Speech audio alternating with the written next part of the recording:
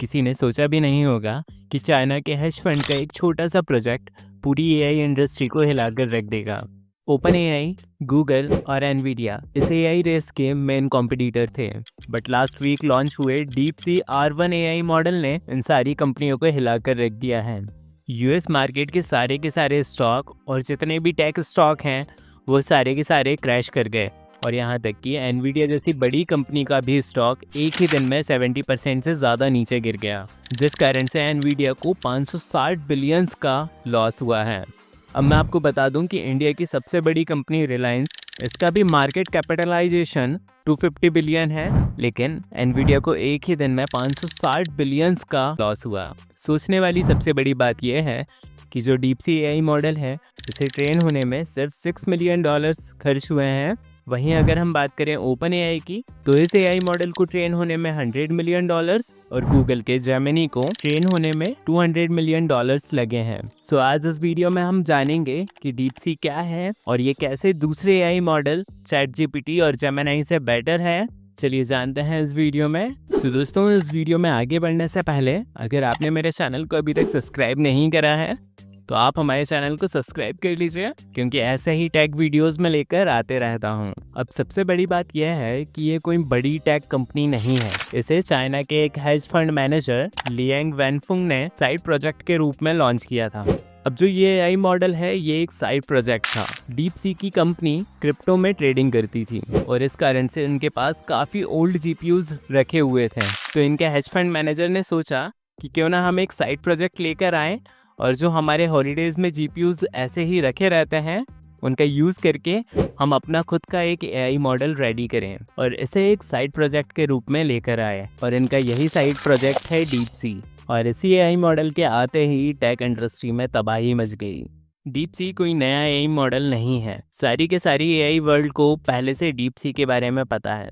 Deep sea का ये दूसरा एआई मॉडल है।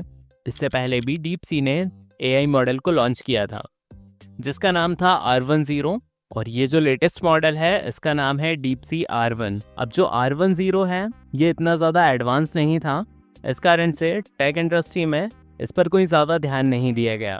DeepSea का जो R1 मॉडल है वो R10 को बेस रखकर ही बनाया गया है, लेकिन जो DeepSea R1 है इसमें रीइंफोर्समेंट लर्निंग के साथ साथ सुपरवाइज्ड लर्निंग भी की गई है। अब समझ लेते हैं कि रीइंफोर्समेंट लर्निंग क्या है और सुपरवाइज्ड लर्निंग क्या है। सुपरवाइज्ड लर्निंग में हम एआई मॉडल को डेटा के साथ साथ उसका सही जवाब भी देते हैं। मॉडल इन डेटा के साथ सीखता है और फिर नए डेटा को अपने आप प्रेडिक्ट कर लेता है। एग्जाम्पल के लिए हम मान लेते हैं हम एआई मॉडल को बहुत सारे फलों की तस्वीरों का डेटा सेट देते हैं जिसमें कई सारी तस्वीरें होती हैं और हर तस्वीर में एक लेबल लगा हुआ होता है। जैसे एग्जाम्पल के लिए वो तस्वीरें सेब की होंगी, केले की होंगी या फिर ऑरेंज की होंगी। अब इन बहुत सारी तस्वीरों के साथ एआई ट्रेन होता है और जब ये ट्रेनिंग कंप्लीट हो जाएगी तो उस ट्रेनिंग के बाद आप इस एआई मॉडल को कोई भी नए फल की तस्वीर देंगे तो उस ट्रेनिंग के कारण वह अपने डेटा सेट में से उस फल को पहचान लेगा और बता देगा कि ये कौन सा फल है। वहीं अगर हम रीइंफोर्समेंट लर्निंग की बात करें, रीइंफोर्समेंट लर्निंग में AI model try and error से सीखता है। इसमें एआई मॉडल को सही या गलत सीधा जवाब नहीं दिया जाता। अगर वो सही जवाब देगा तो उसे रिवॉर्ड दिया जाएगा और गलत जवाब देने पे उसे पेनल्टी दी जाएगी।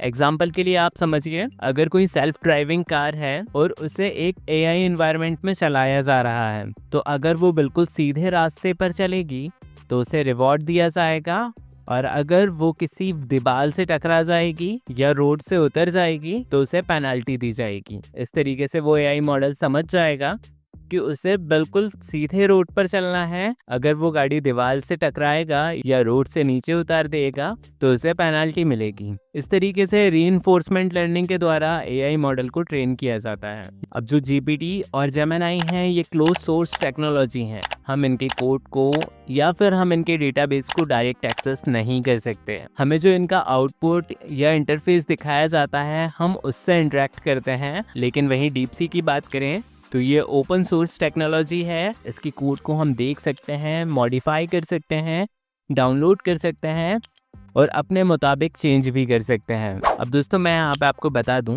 कि डीपसी चैट जीपीटी से किस तरीके से बेहतर है। अब आपको यहाँ पर चैट जीपीटी के O1 मॉडल को परचेज करने के लिए $15 खर्च करने पड़ेंगे 1 मिलियन इनपुट टोकन्स के लिए।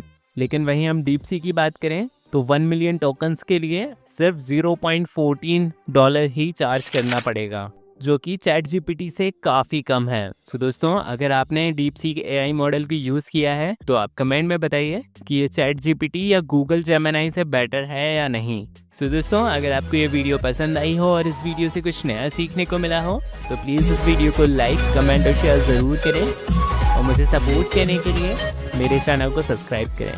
Thanks for watching.